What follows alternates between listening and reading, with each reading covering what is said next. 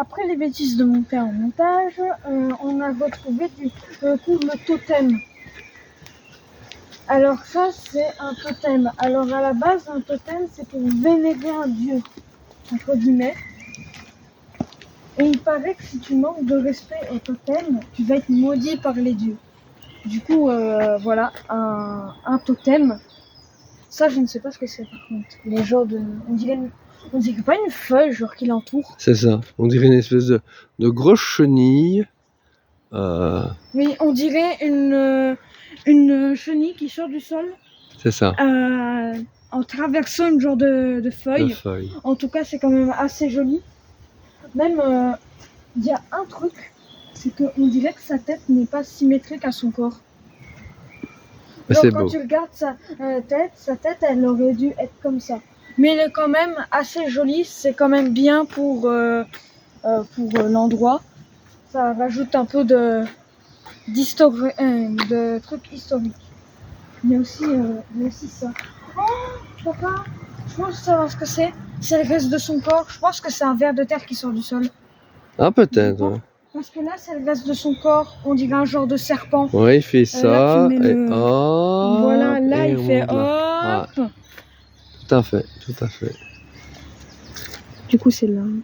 Ici, on se retrouve tantôt. On se retrouve tantôt. Le pose gris. Ok, on se retrouve. Monte vite fait la caméra. Ouais, c'est bon. On se retrouve.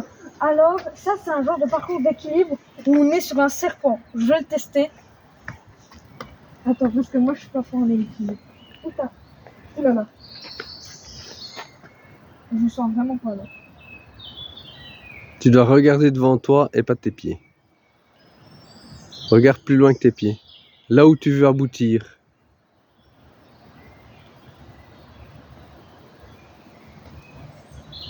Ah,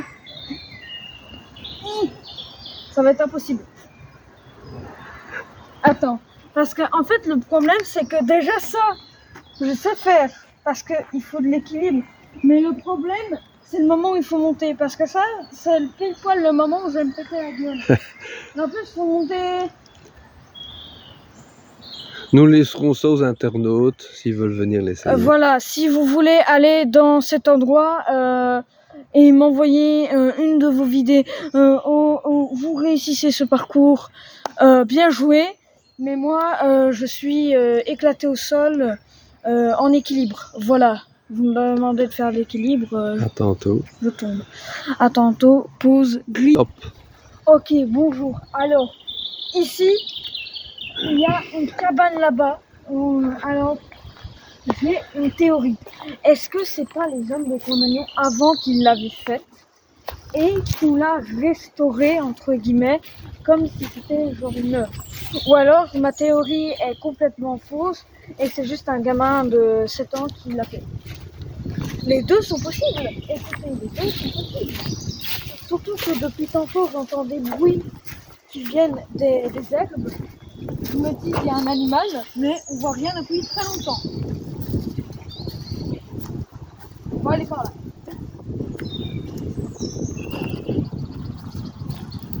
On tient le caméraman qui va 10 mètres plus loin.